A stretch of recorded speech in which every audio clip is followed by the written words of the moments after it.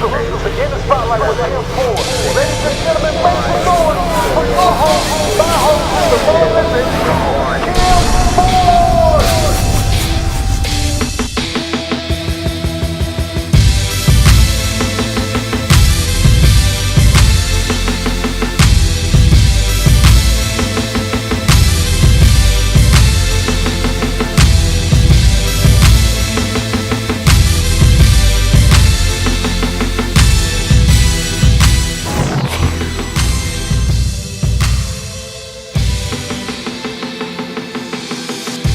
We're all the way live right here in the heart of ATL, and this is In the Spotlight with Kim Ford. And me, I'm your boy DJ Mercy. Ladies and gentlemen, make some noise for the wonderful, the beautiful, the stylish, the talented Kim Ford!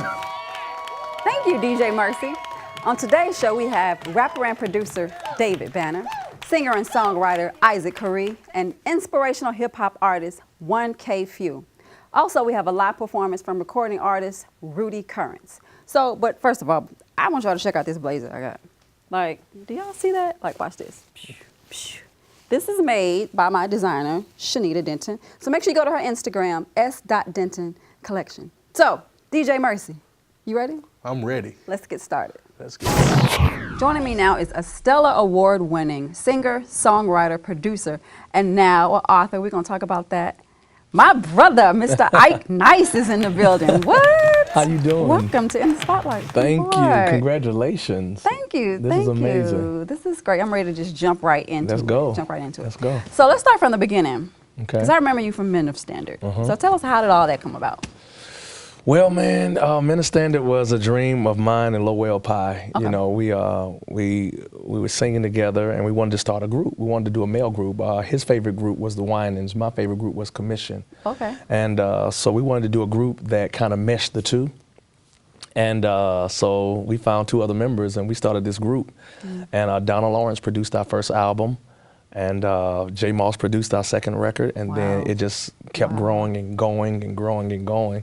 5 albums later, 14 years we were together, and until we decided to kind of take a break and everybody do their thing. Brian is a pastor in North Carolina, and Lowell is, of course, doing music, still solo artist, and I'm a solo artist. So we had a great journey, and we still brothers to this day. And you guys did a great job of continuing the wave of contemporary gospel music. Yeah. You know, we definitely appreciate that switch and that change. And then comes Mr. Issac Carree. So what was that like, switching from a group to being a solo artist? It was interesting. What happened was, between Men of Standard and my solo journey, I sang with Kirk for 10 years. Oh. So I kind of got my footing traveling with him, and I had time to kind of see what that looked like for me, because I never really wanted to be a solo artist. Really? I never wanted to be a solo artist. So working with him, I was just kind of back and forth with it. And then finally, I was like, man, let me jump out here and see what happens. And it took off. You know, great music, great producers. And people just loved it. People loved the concept of me being a solo artist, the music I was doing, the style of music I was doing. It was different from other gospel artists. I offered something different. My image, my swag, everything was different. So it worked, and then I loved it. Oh, okay. I kind of found my footing, and it ended up working for me. But it's been a great opportunity. I've learned so much about me as a person, and had to work out my kinks in public. But it's been a great journey, and you know, I'm a spontaneous type of artist. I kind of do what I feel, you know. So with that being said, I haven't had an album out in 5 years. Has it been 5? It's been 5 years. And my they last still record blazing it on the Right, they radio. still play it, and people still call me. But I just kind of have to feel it. So I'm back in the studio now working on new music. But it's been a great journey for me. But speaking of that, you've been in the studio also with the amazing Mr. Snoop Dogg and Jazzy Faye, who's also on the show. What was that like? First of all, when he said, I want to do a gospel album, what'd you think? Well, I thought it was dope. I mean, I feel like, you know, and we'll talk about it later, but even in my book, I feel like people try to make Christianity a country club. Like if you don't do it the way I do it, or if you don't act the way I act, or dress like I dress, or do the things I do, or do the things that I believe, that you're not welcome in. And I think that's the very opposite of what Christianity should be. It's come one, come all, and come as you are. And I think anybody who wants to spread the good news of Jesus Christ, which is the gospel, I don't understand why people have a problem with it. Right.